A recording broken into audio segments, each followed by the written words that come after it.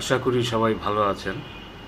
আমি মোহাম্মদ লুৎফর রহমান, এফসিএ এবং advance management programme করেছি হার্ভার্ড বিজনেস স্কুল থেকে। আজকে আমরা সবাই অত্যন্ত গুরুতর একটি ভাইরাসের বিরুদ্ধে লড়ছি এবং আমরা জানি না কবে এই ভাইরাসের বিপক্ষে আমরা শক্তিশালীভাবে দাঁড়াতে পারব। যাই হোক, সবাই সুস্থ থাকুন, এটাই আশা করি। আমাদের এই ভাইরাসের ফলে এখন সমস্ত জীবন যাপন ব্যবস্থাপনা সমস্ত কিছুই অ্যাট স্টেক আছে এবং আমাদের ব্যবসা প্রতিষ্ঠান সব বন্ধ, স্কুল কলেজ ইউনিভার্সিটি সব বন্ধ, আমাদের ফ্যাক্টরিগুলি চলছে না।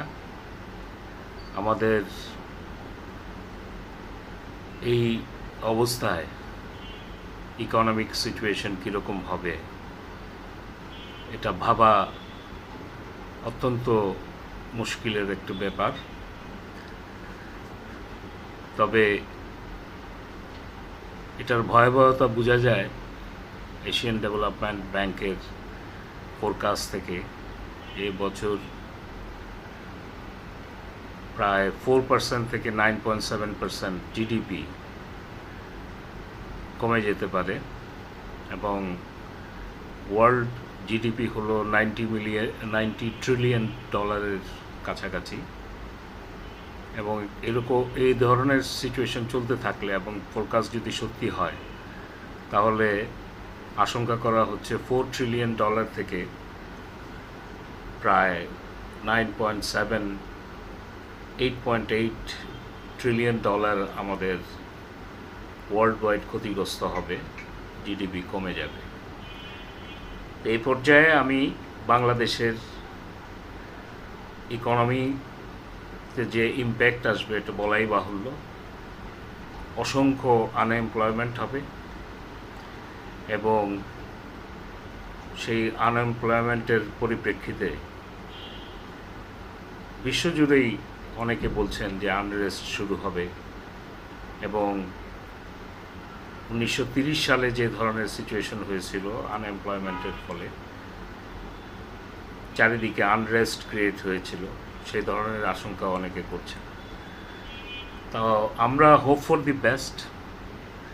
সেই হিসেবে আমি এই সিচুয়েশনে কিছুটা স্বপ্ন দেখতে চাচ্ছি এবং সেই স্বপ্নগুলি আপনাদের কাছে তুলে ধরার চেষ্টা করব। এই ধরনের কার্যক্রমে ফলে আমাদের যদি ইকোনমিতে কিছুটা বেটার সিচুয়েশন আসে, সেটাই আমাদের আশা। আমি ব্যক্তিগতভাবে সেটাই মনে করি। প্রথমে আমার যেটা মনে হয়, আমরা কতগুলি ভিডিও কনফারেন্স করেছি হার্ভার্ড অ্যালুমনাই অ্যাসোসিয়েশনের পক্ষ থেকে। সেখানে মেইন টপিকস ছিল লিডারশিপ ইন ক্রাইসিস ম্যানেজমেন্ট। সবাই একমত যে প্রত্যেকটা দেশে একটি ক্রাইসিস ম্যানেজমেন্ট টিম থাকা দরকার। সেই হিসাবে আমি মনে করি বাংলাদেশে ন্যাশনাল ক্রাইসিস ম্যানেজমেন্ট টিম থাকা দরকার এবং এটার একটা প্ল্যান অফ অ্যাকশন হওয়া উচিত after assessing all the problems, এবং প্রত্যেকটা ব্যাপারেই একটা টাইমলাইন আমাদের সেখানে থাকা উচিত, কখন কি করতে হবে।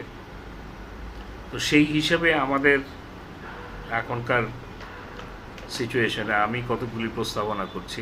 বাংলাদেশে আমাদের যে সমস্ত অ্যানুয়াল ডেভেলপমেন্ট প্রোগ্রাম হয়, আগামী 5 বছরে অ্যানুয়াল ডেভেলপমেন্ট প্রোগ্রামগুলিতে ছোট ছোট রুরাল এরিয়াতে যে সমস্ত অ্যানুয়াল ডেভেলপমেন্ট প্রোগ্রামগুলি হওয়া সম্ভব, সেগুলি একত্রিত করে এখনই এই কাজগুলি শুরু করে দেওয়া দরকার। এর ফলে রুরাল এরিয়া থেকে যে সমস্ত জনস্রোত শহরমুখী হওয়ার কথা, সেটা কিছুটা থামার সম্ভাবনা থাকতে পারবে।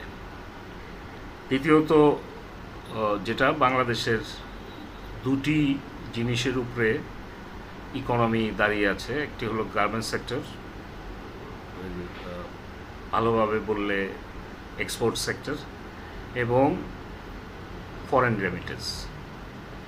তো বাংলাদেশের আরএমজি সেক্টরের যে সিচুয়েশন, এটা বলাই বাহুল্য। 40 লক্ষ লোক এখানে কাজ করে, ইনডাইরেক্টলি আরও অ্যারাউন্ড 1.5 কোটি থেকে 2 কোটি লোক এটার সাথে ইনভলভ।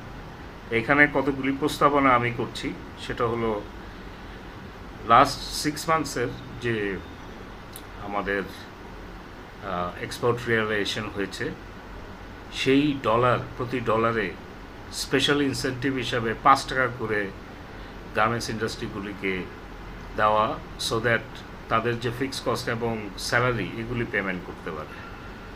এখন যে সরকার উদ্যোগ নিয়েছে সেটা হলো লোন মানেই প্রত্যেকটা ফ্যাক্টরির লায়াবিলিটি ক্রিয়েট হবে, ইন্টারেস্ট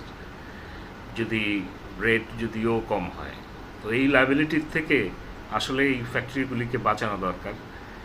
এবং অনেকেই আমি জানি অনেক ওনারই এখন চাচ্ছে এই ব্যবসা থেকে কিভাবে বেরিয়ে আসতে পারে, এই গার্মেন্টস সেক্টর থেকে কিভাবে বেরিয়ে আসতে পারে। দ্বিতীয়ত, আরএমজি সেক্টরের জন্য আমি মনে করি যে এখনই গভর্নমেন্ট, বিকেএমই, বিজিএমই, বিটিএমই, এমইএ যারা আছে প্রত্যেককে একত্রিত হয়ে আমাদের ফরেন বায়ার যারা আছে তাদের সাথে এখনই মিটিং করা দরকার। এমনও প্রস্তাবনা হতে পারে আমার মতে, সেটা হলো আমরা অর্ডার প্লেস করার সাথে সাথে আমরা প্রোডাকশনে যেতে পারবো, কিন্তু হয়তো সরকারিভাবে যদি এখানে হস্তক্ষেপ থাকে 6 মাস 1 বছর পরে আমরা হয়তো সেই টাকা আমরা বায়ার থেকে নিতে পারবো। ইন বিটুইন ফ্যাক্টরিগুলি ডিসকাউন্ট করে এই অ্যামাউন্টগুলি নিজেদের খরচের জন্য নিয়ে যাবে। পৃথিবীর যত বড় বড় ফান্ড ম্যানেজার আছে তাদের সাথে কথা বলা দরকার এই 6 মাস থেকে 1 বছরের ফাইন্যান্সিং করার জন্যে। এবং আমার মনে হয় এটা কোনো কঠিন কাজ হবে না। প্রথমত অর্ডার প্রকিউর করা উইথ হিউজ ডেফার্ড পেমেন্ট, বায়াররা তাতে কিছুটা হলেও স্বস্তি বোধ করবে।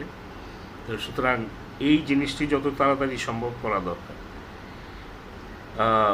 তৃতীয়ত হলো, এটা আমার একটি ওয়াইল্ড গেস, যে আমাদের এই গার্মেন্টস সেক্টরে 3 থেকে 4 মাস 5 মাসও হতে পারে অর্ডার বাইরের থেকে পেতে হয়তো লাগবে। ইন বিটুইন এই গার্মেন্টস ফ্যাক্টরিগুলি কী করবে? তো সেটার জন্য আমার একটা প্রস্তাবনা যে আমাদের সেনাবাহিনী, নৌবাহিনী, বিমান বাহিনী, র্যাব, পুলিশ, বিডিপি, আনসার, এদের জন্য যে ড্রেস প্রয়োজন হয় সেই ড্রেসগুলিকে বছরে যত পরিমাণ হয় এটাকে প্রয়োজন পড়লে 5 বছরের একবারে প্রকিউর করার একটা ব্যবস্থা করা। এখানে কতগুলি প্রস্তাবনা থাকবে। 1 নম্বর প্রস্তাবনা হচ্ছে, আমাদের বাংলাদেশ বেশিরভাগ ফ্যাক্টরি হলো নিটের। এই পোশাকগুলি যদি ওভেন থেকে নিটে ট্রান্সফার করা যায় সেটা ভালো। আমাদের প্রিন্টিং ফ্যাসিলিটিস অত নাই, সুতরাং মেজর পোর্শন যদি সলিড ডায়েটে হয় তাহলে হয়তো এই গার্মেন্টস ফ্যাক্টরিগুলি ইমিডিয়েটলি হয়তো প্রোডাকশনে যেতে পারবে। এখানে গভর্নমেন্ট ফ্যাক্টরির কাছ থেকে 6 মাস থেকে 1 বছর পর্যন্ত ডেফার্ড পেমেন্ট সুবিধা নিতে পারে।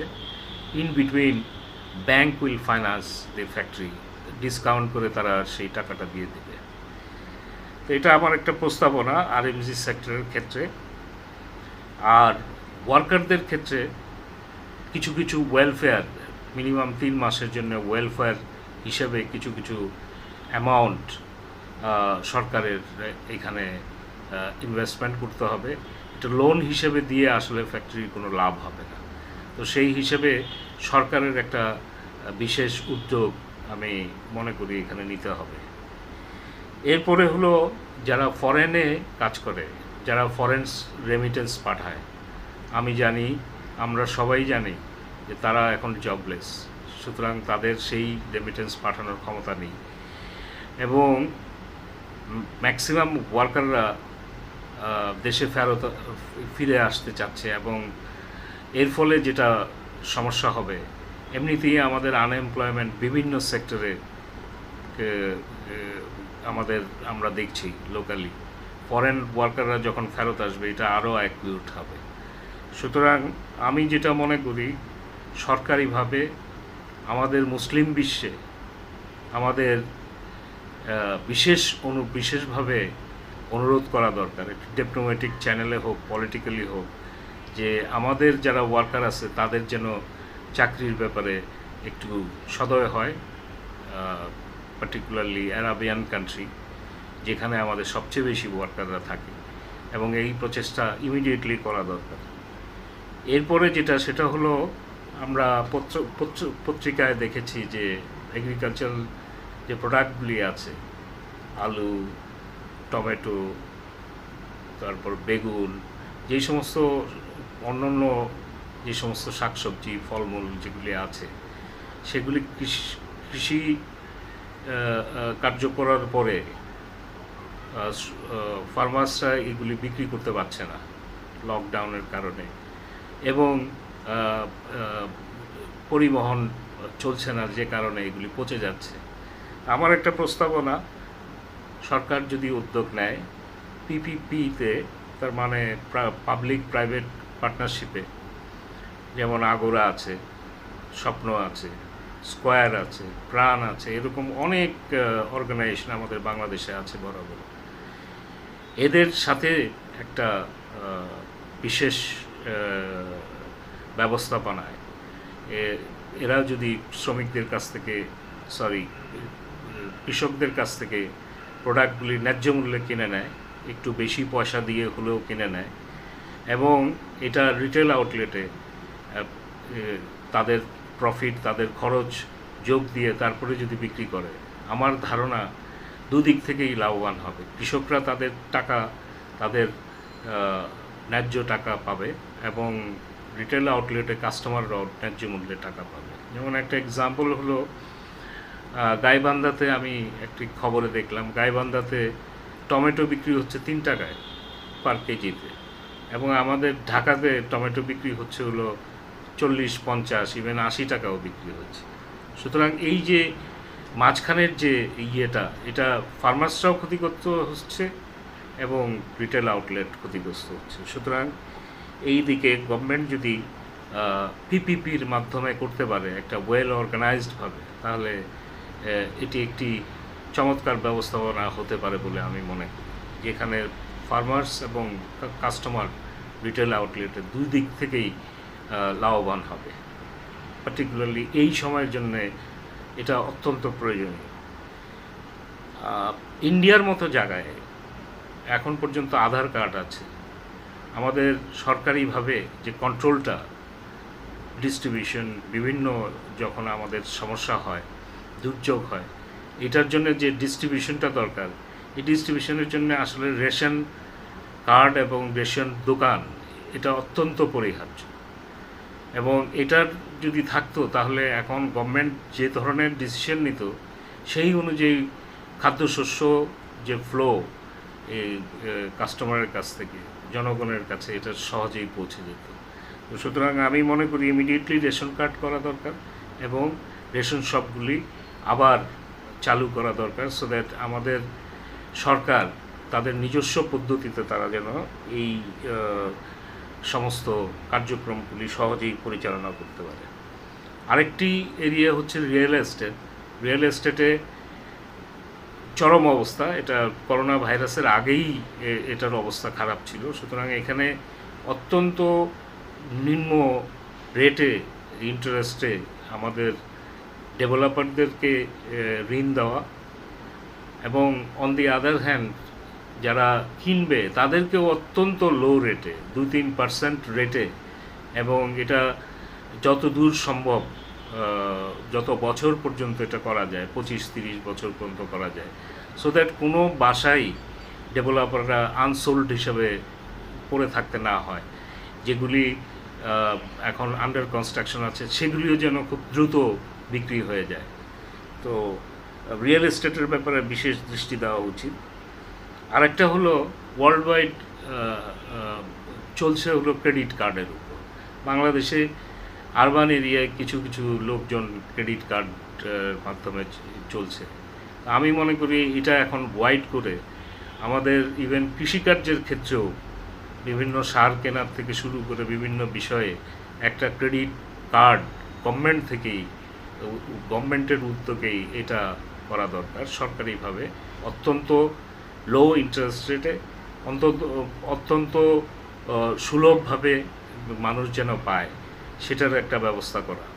এটা হয়তো 5,000 থেকে 30,000 টাকা পর্যন্ত একটা লিমিট দেওয়া থাকতে পারে। তো এই স্পেশাল ক্রেডিট কার্ড আমার মনে হয় যে কাজটা করবে সেটা হলো আমাদের নোবেল বিজয়ী অভিজিৎ সাহেব যেটা বলছেন সেটা হলো পার ক্যাপিটা কনজামশন না বাড়লে কোনো দিনই আমাদের ইকোনমিক চাকা ঠিকমতো হবে না। তো পার ক্যাপিটা কনজামশন বাড়ানোর জন্য এটা বিশেষ অবদান রাখবে বলে আমি আশা করি। বাংলাদেশ ব্যাংকের কতগুলি কার্যক্রম আসলে খুব ভালোভাবে করা দরকার। একটা হলো ইন্টারেস্ট রেট হলো ইতিমধ্যেই কমানোর চেষ্টা হচ্ছে, আরও ইন্টারেস্ট রেট কমানো উচিত। ইএমআই যেটা লোনের উপর ইএমআই, এটা হোম লোন হোক, ইন্ডাস্ট্রিয়াল লোন হোক, পার্সোনাল লোন হোক, ক্রেডিট কার্ড হোক, আগামী 6 মাসের জন্যে minimum, depending on the criteria, 6 মাস থেকে 1 বছর এটা আসলে বন্ধ রাখা উচিত ইএমআই পেমেন্টের ক্ষেত্রে, বিশেষ করে লোনগুলির ওপর। এরপর এগ্রিকালচারাল লোনের এখনকার যে ডিউ আছে সেটার একটা পোর্শন ওয়েভ করে দেওয়া উচিত, যাতে কৃষকরা কিছুটা স্বস্তি বোধ করে। এছাড়া আমাদের যে